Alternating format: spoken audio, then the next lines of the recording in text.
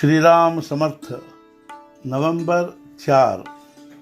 भगवान के सगुण होने का अर्थ क्या है? एक सज्जन मुझसे मिले। वे बोले, हिंदू धर्म के जैसा धर्म नहीं है, किंतु भगवान सगुण हुआ यह मुझे मंजूर नहीं है। कहते हैं कि इसमें विभिन्न उपासनाएं बनाई गई है। यदि भगवान निर्गुण निराकार है तो राम, कृष्ण, शिव, दत्तात्रेय आदि की ये इतनी भिन्न भिन्न उपासनाएं क्यों?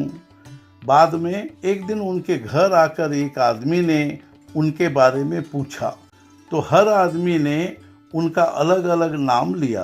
किसी ने दादा घर नहीं है तो किसी ने कहा दामोदर घर नहीं है और किसी ने कहा राय साहेब घर में नहीं है।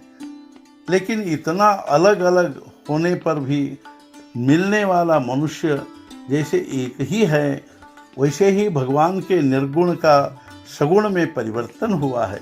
भगवान सगुण में आने पर जो नियम हमारे लिए होते हैं वे ही नियम उसे लागू होते हैं। जो कहता है कि मैं सगुण के सिवाय निर्गुण की उपासना करता हूँ, वास्तव में उसे उसका मर्म ही समझ में नहीं आया।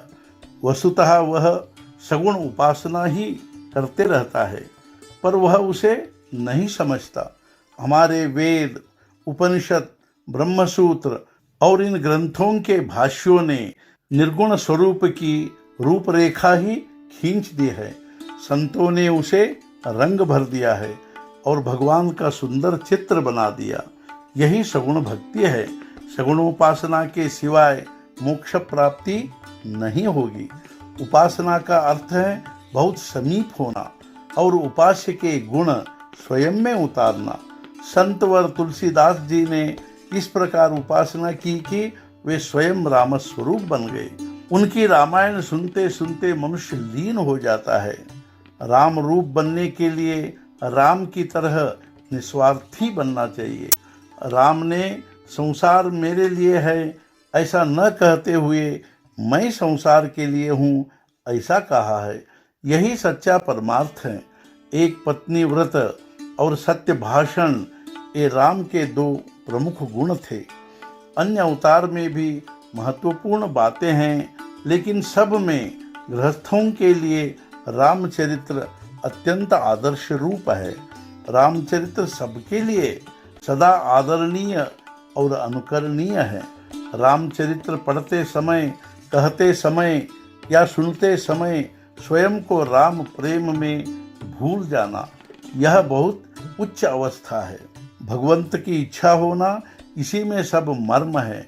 भगवान की प्राप्ति की इच्छा होना या उसके लिए आकुलाहट उत्पन्न करना भगवान के अधीन नहीं है, वह तो संतों के हाथ में है। इसलिए संत संगति से वह सधता है। साधु संत का घर में आना दीपावली, दशहरा ही है, ऐसा हम कहते हैं। संत दशहरा लाते हैं, फिर दीपावली अपने आप आती है। हमारी वृत्ति विषय रूप हो गई है, उसे मिटाकर संत हमें सन्मार्ग पर ले जाते हैं। वही सच्चा मुहूर्त या मंगल क्षण होता है जिस दिन हमारी वृत्ति भगवान की ओर आकर्षित होने लगती है। आज का मुख्य विचार, भगवान के प्रेम के कारण जिसे संतोष प्राप्त हुआ वही सच्चा भाग्यवान है। सद्गुरुनाथ महाराज की जय। जय जय रघुवीर समर्थ।